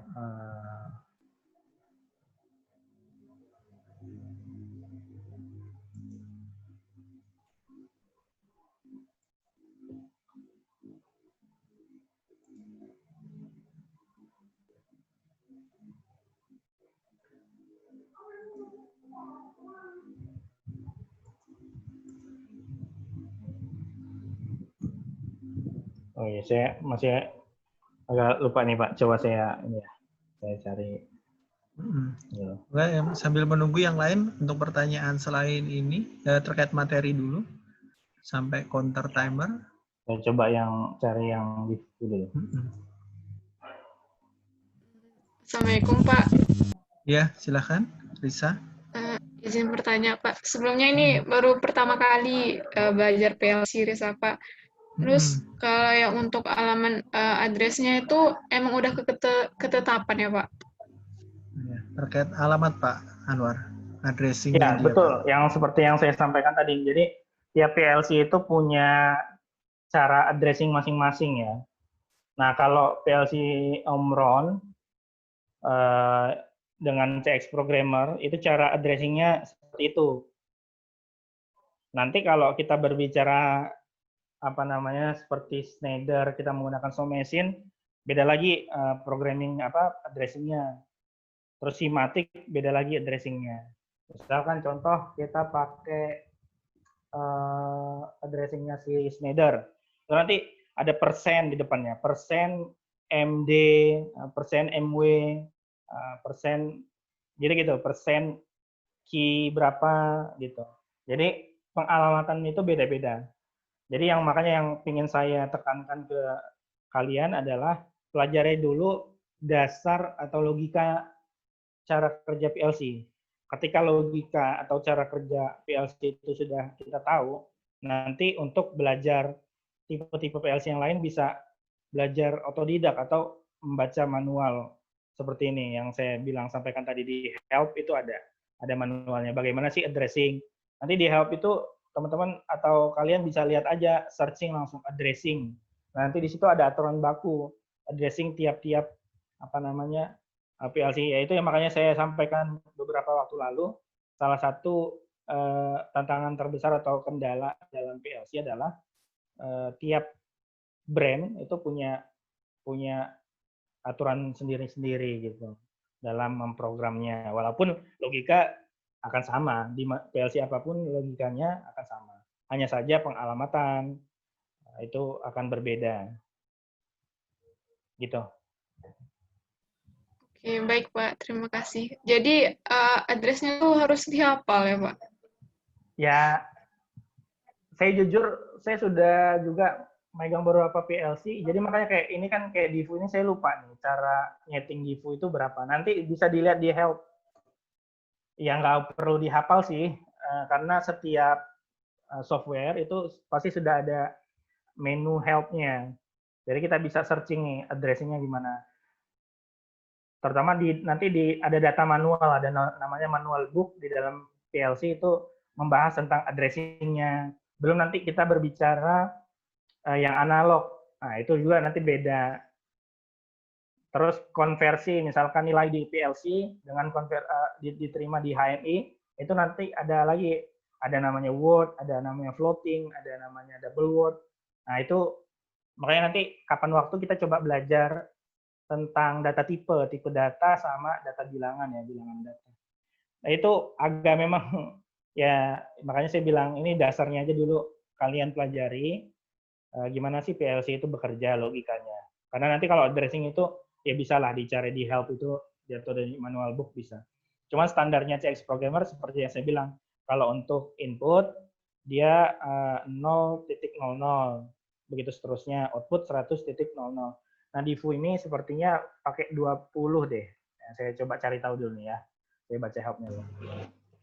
Itu dari saya coba tambahkan ya dari jawabannya Pak Anwar ya. Jadi kalau untuk Omron itu dia tuh selalu mengacu channelnya dahulu. Jadi saya sharekan yang tadi filenya Pak Anwar itu ya. Ya, ini. Jadi kalau tipe Omron itu dia mengacu ke channel titik baru terminal. Kalau Omron beda dengan jenisnya seperti Siemens.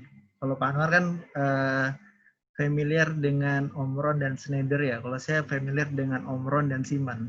Kalau Siemens itu alamat inputnya pasti dia biasanya pakai I 0.00. I 0.0. Di I 0.0, I 0.1 sampai 0.7 kalau Siemens. Jadi kalau misalnya Omron itu dia mengacu channel dan terminal. Jadi lihat channelnya dulu. Jadi kita tahu alamat itu kalau mau cepat itu liatin dari PLC-nya. Dia tuh tertulisnya apa di sana. Karena dia sudah dituliskan di dalam PLC-nya.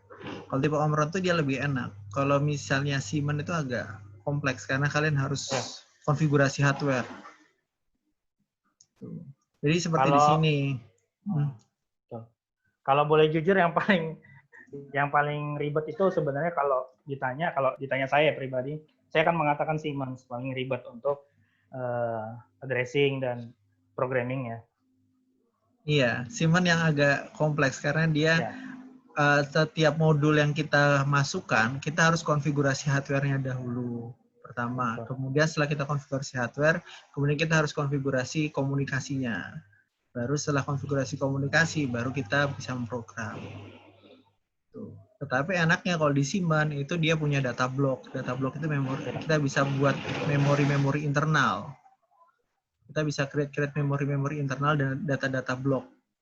Keuntungannya itu kalau di tipe Omron, keuntungannya adalah dia lebih mudah untuk pemrograman. Makanya biasanya untuk belajar itu kami merekomendasikan dari Omron. Makanya kenapa yang di kuliah ini kami menggunakan Omron dibandingkan dengan Siemens maupun Schneider. Seperti itu. Jadi seperti ini, kalau misalnya di Omron kan dilihat di sini kan ada terminal 0 berarti dia alamat pertama 0. Baru yang keduanya cari kamu ingin menghubungkan ke terminal nomor berapa, baru masukkan. Begitu juga output di sini tulisannya berapa? 100, berarti outputnya 100 titik, nah baru cari terminalnya. Seperti itu. Itu Risa ya. Baik Pak, terima kasih banyak. Iya. Mungkin yang lain ada yang ingin ditanyakan? Saya sudah ketemu nih untuk pengalamatan apa di Ibu, Pak ya. Divu sama di Saya sambil ada yang nanya silakan. Ya, Ilham silakan. Assalamualaikum warahmatullahi wabarakatuh. Waalaikumsalam. Bertanya Pak. Saya jujur Pak, pertama kali belajar tentang PLC ini Pak. Di PLC ini kan terdapat pemrograman Pak. Suaranya agak ini Ilham, apa speakernya? Ya Pak, saya pertama kali baru belajar tentang PLC ini Pak. Jadi di PLC ini kan banyak pemrograman. Di sisi lain, saya tidak ada laptop Pak. Itu gimana ya Pak? Jelas Pak, suara saya Pak. Oh iya ya. Belum ada laptop ya? Pak. Ya mungkin nanti kan ya sebenarnya bisa Pak Andika sih yang menjawab, cuma saya bantu jawab ya. Jadi kan nanti ada pengelompokan ya. Jadi tugas itu juga nanti berkelompok. Ya mudah-mudahan bisa dibantu oleh teman juga yang punya laptop ya.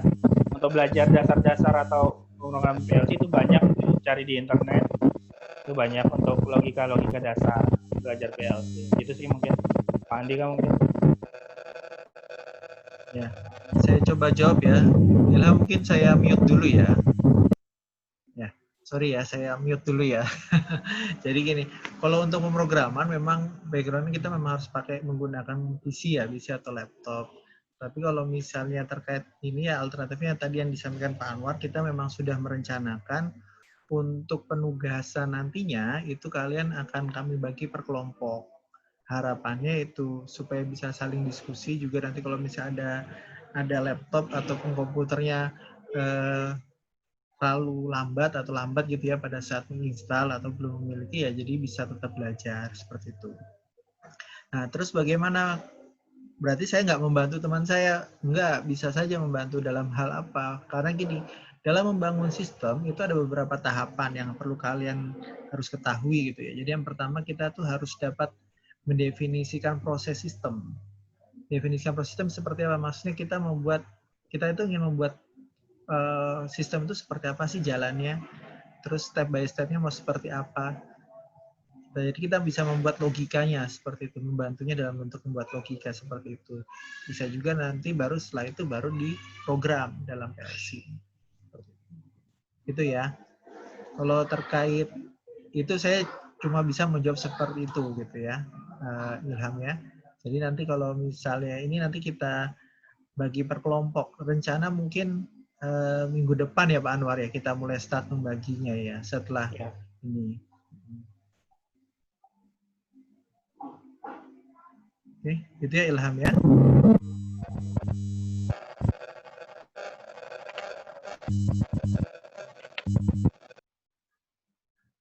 Oke, mungkin silakan Pak Anwar sambil mau coba jelaskan yang tadi Divu Pak ya. Oh ya, Divu. Jadi Divu dan Divu itu Divd Pak. makanya ada aturan ini ya, bakunya no. Ini kita inputnya dulu. Jadi untuk Divu kan tadi ada dua cara ya yang saya bilang. Yang pertama tadi yang sudah kita demokan, kita klik diferensiasinya, kita pilih up atau down ya.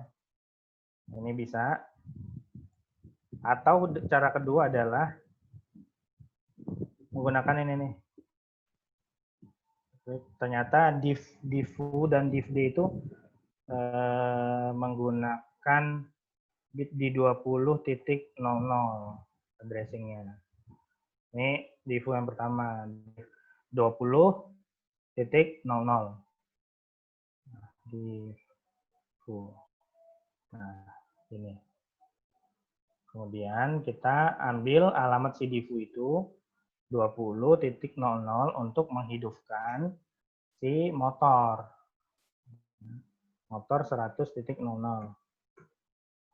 Nah, karena 0,1 milisecond, kita butuh rangkaian pengunci dengan meminjam addressing dari si motor 100.00.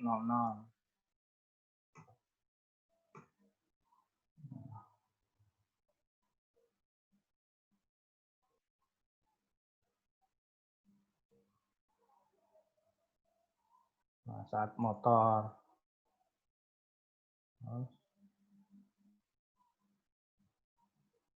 Nah, dia akan menyala. Menyalanya itu kan sebenarnya di sini ya, di sini, dari sini menyalanya itu cuma 0,1. Cuma karena kita sudah pakai rangkaian pengunci, minjem alamatnya si motor, jadi dia akan aktif terus. Nah, gimana kalau divd?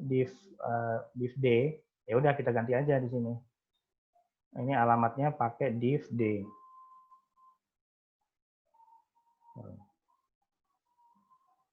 Kita hapus aja. Kita pakai divd. Divd dengan pengalamatan yang sama. Misalkan dari pertama itu 20.00. Divd.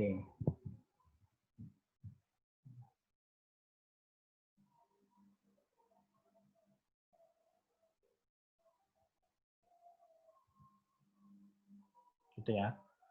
Nah, di sini divd. Kita coba simulasikan.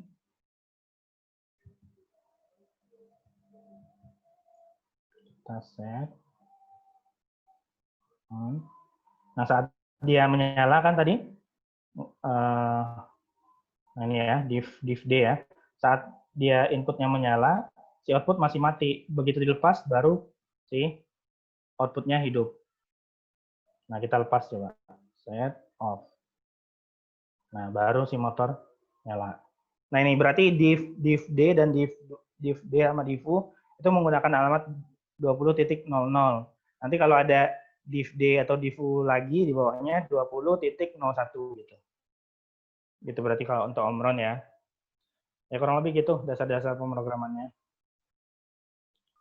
Ya, Silakan. ini sudah mengenai Pak Anwar, ini juga Ya. waktunya sudah habis ya, Jadi gini mungkin oke. kita share terkait ini Pak yang latihannya. Mungkin dari Pak Anwar atau saya yang nge-share Pak? Dari Pak Andika nggak apa-apa Pak? Dari Kebetulan baterai ya. saya mau habis ini, chargingnya belum. Oh iya. Oke, saya nge-share itu yang mana ya? Ini. Oke. Ya, ini kan kemarin kan sudah saya upload ya, yang terkait materinya Pak Anwar yang minggu lalu ya.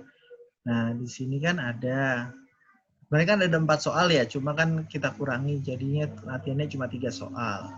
Nah, silakan coba kalian pelajari, coba kalian buat latihannya, bukan tugas ya, latihan. Latihan dulu bikin program. Buat program jika tombol push button itu ditekan, dia akan menyalakan lampu terus-menerus. Jadi lampu ya seperti membuat lampu satu tombol dengan satu masukan dengan satu keluaran. Nah, kemudian yang kedua, program PLC yang jika dia tombol 1 ditekan akan menyalakan lampu, jika tombol 2 ditekan akan mematikan lampu. Tuh. Jadi istilahnya kalau misalnya di kalian tuh biasanya dapatnya itu dalam bentuk cerita. Nah, kalian menerjemahkan cerita itu menjadi logika, baru menjadi program. Nah, kemudian buatlah program lampu yang dapat menghidupkan serta mematikan lampu hanya dengan satu tombol push button. Jadi satu tombol push button saja. Jadi tanpa tombol yang lain. Jadi inputnya hanya satu.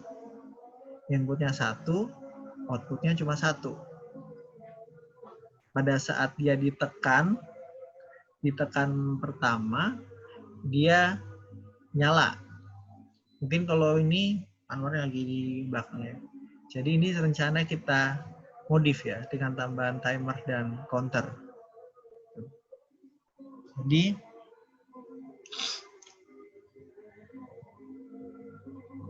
Jadi buatlah program PLC yang jika tombolnya ditekan, push button, itu akan menyalakan lampu. Nah, bagaimana jika kalian membuat lampu itu menyala selama 3 detik? Tadi sudah disinggung kan terkait itu. Nah, buat yang kedua, buatlah program PLC yang jika tombol 1 ditekan akan menyalakan lampu setelah tombol 1 ditekan sebanyak 3 kali. Dan jika tombol 2 itu ditekan, dia akan mematikan lampu. Kemudian yang terakhir adalah buatlah program PLC yang dapat menghidupkan serta mematikan lampu hanya dengan satu tombol. Jadi pada saat kalau nomor 3 ini kayaknya gampang sekali ya menurut saya buat kalian ya. Kurang menantang ya. Sepertinya kurang menantang ya kalau nomor 3 ya. Ini mau perlu dikomplekskan? Nah, ini pas kebetulan Pak Anwar sudah datang. Gimana Pak Rizal? Untuk awal cukup mungkin Pak. Untuk oh gitu ya. Iya Pak. Ya. Jadi ini Pak Anwar, saya sedikit rubah Pak Anwar. Jadi yang pertama itu, tadi kan Pak Anwar sudah mencontohkan ya, membuat satu tombol itu untuk menyalakan ya. Jadi saya tambahkan dengan satu tombol itu dia menyalakan 3 detik. Ya, jadi yang sebelumnya satu tombol itu menyalakan satu lampu, ini saya rubah. Dia menyalakan lampunya selama 3 detik. Tadi kan sudah dibahas, disinggung ya Pak Anwar ya terkait timer ya. Ya. Kemudian nomor 2-nya, buat program PLC yang jika tombol 1 ditekan, dia akan menyalakan lampu. Tetapi tombol 1 tersebut harus ditekan dulu sebanyak 3 kali. Nah, jika tombol kedua ditekan, dia akan mematikan lampu tersebut. Nah, yang ketiga, buatlah program PLC yang dapat menghidupkan serta mematikan lampu hanya dengan satu tombol. Mungkin Pak Anwar mencoba menjelaskan ini terkait nomor 3 ini, Pak. Oh iya. Jadi sebenarnya nomor 3 ini simple juga sih, Pak. Program PLC yang dapat menghidupkan serta mematikan lampu hanya dengan satu tombol. Nah, jadi kan tadi ada namanya tombol. Ya, tombol start, tombol stop. Sebenarnya ini bisa apa namanya dikatakan sangat mudah sih ini. Atau kita berfokus di 2 soal saja ya. 2 soal saja, Pak. Ya, kita 2 soal saja ya. 2 soal ini ya. Jadi nanti ini file ini nanti saya akan file yang lain ini kan sudah saya upload ya. Jadi nanti saya akan upload lagi khusus di halaman ini. Di materi minggu kedua saya tambahkan ini. Nanti silakan dicoba dulu latihan. Nanti kita bahas hasil program kalian minggu depan. Gitu ya. Yang telah kalian buat itu seperti apa. Tuh. Oke. Itu ya. Ada yang mau ditanyakan sebelum kita tutup? Mungkin tadi yang nomor 3 itu Pak, yang tanya Pak. Kenapa? Ya. Itu kan pakai push button Pak ya. Itu kalau menurut saya tuh lumayan juga kelasnya Pak. Gampang-gampang susah itu ya. Kalau pakai push button loh ya. Kalau mungkin kalau pakai saklar masih bisa Iya, ini pakai push button. push button ya. Nggak Jadi susah pada ya, Pak, ya. saat dia di-on-kan, dia harus nyala. Nah, Tapi yang kedua tuh ditekan lagi baru dia mati. Iya. Jadi ditekan pertama dia nyala, ditekan kedua dia mati. satu push button, satu input. Iya. Satu push button. Mudah atau sulit itu kira-kira Fahyo? Farizal. Farizal. Atau yang lain mau gimana? Ada yang menganggap mudah atau sulit kira-kira? Karena gini, jadi nomor 3 ini tergantung push button yang kita pakai. Karena push button itu kan macam-macam. Ada namanya toggle push button, terus ada namanya yang momentary push button. Jadi kalau yang kita pakai itu momentary push button, ya mungkin akan sulit. Tapi kan aktualnya sebenarnya ada toggle push button. Nah, kita sepakati dulu ini apa namanya? Toggle kalau atau memang mau yang momentary? Kalau toggle ya sangat mudah gitu. Iya, Kalau toggle bisa, Pak. Kalau yang push button lumayan agak mungkin karena kan di sana ada pengunci juga dan juga ya semacam. Makanya tadi kan yang ya, kalau yang CX programmer kita itu kan sebenarnya logikanya pakai toggle ya. Makanya saya bilang di ini nih sangat gampang nih kalau persoalan nomor 3 kalau kita menggunakan toggle. Sistem toggle ya. Tapi kalau kita pakai momentary lumayan rumit itu. Saya kalau saya itu, Pak. Ya. Ya mungkin nomor 3 ditekan dulu aja, Pak. Jadi 2 dulu. Soalnya ya. Yang saya rasa nomor 3 ini belum cocok untuk, karena kan ini saya membuatnya untuk PRC secara general. Nah, saya melihat CX programmer ini kan dia pakai toggle sistemnya. Nah, ini nggak pas untuk persoalan nomor 3 ini. Makanya saya bilang hapus aja Pak, nggak apa-apa. Atau kalau mau pakai momentary input ya nggak apa-apa, kita lanjut. Jadi mungkin sementara kita pakai 2 saja dulu ya. 2 latihan dulu ya. 2 latihan. Ini kan ada beberapa teman-teman kalian yang juga masih baru ya belajar CX ya. Jadi ini sekarang tadi kan Pak Anwar sudah mencoba, Pak Anwar tadi sudah menjelaskan. Sekarang coba kalian coba buat dahulu seperti ini, ya. Nanti silakan. Mungkin nanti masalah cara penyajiannya nanti mungkin akan kami sampaikan minggu depan di awal perkuliahan. Ya, nanti perkuliahannya itu jangan lupa minggu depan itu jam 10.20 waktu Indonesia Tengah atau 9.20 waktu Indonesia Barat. Ya, ya. Mungkin itu saja Pak Anwar. Ada yang mau ditambahkan Pak Anwar? Iya, saya rasa cukup sih Pak untuk pertemuan ini. Jadi mungkin itu saja ya untuk pertemuan kita kali ini. Terima kasih semuanya atas kehadirannya. Nanti, iya, untuk grup ini ya. Pembagian grup. Ini grup otomasinya ini yang Azhar ini sama nggak yang sama kemarin ya Farizal? Beda ya?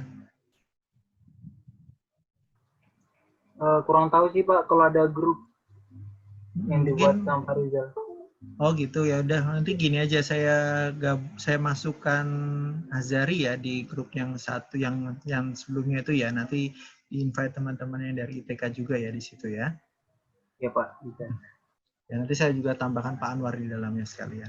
Oke, mungkin itu saja ya untuk pertemuan kita kali ini. Terima kasih atas kehadirannya. Nanti kita jumpa lagi minggu depan.